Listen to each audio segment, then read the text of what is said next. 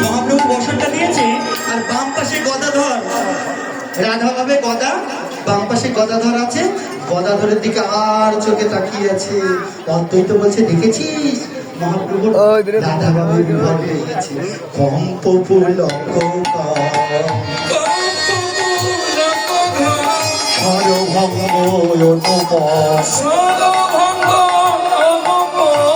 নয়নহি জলে পরিপূর্ণ, নয়নহি জলে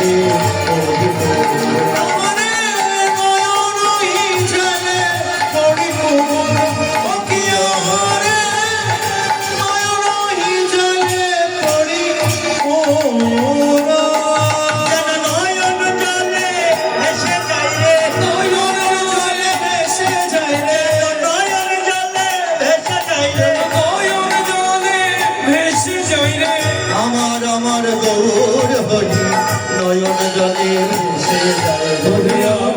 আমার গৌর হরি নয়ন জলে ভেসে যায় রে। রাধা মোহন দাস চিতে অভিলাষ, সে চরণ যেন চরণ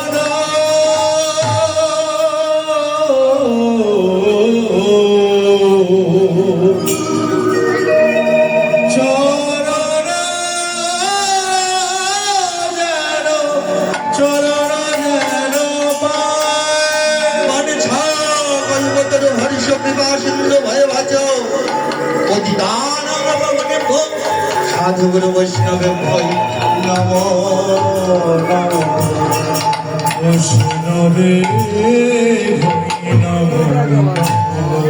চলুন গৌর লীলাকে এখানে বিশ্রামে দিয়ে এবার আমরা বৃন্দাবনে মাধুর্য মণ্ডিত লীলা শ্রবণ করবো। এই যে নীলা রসতত্ত্বের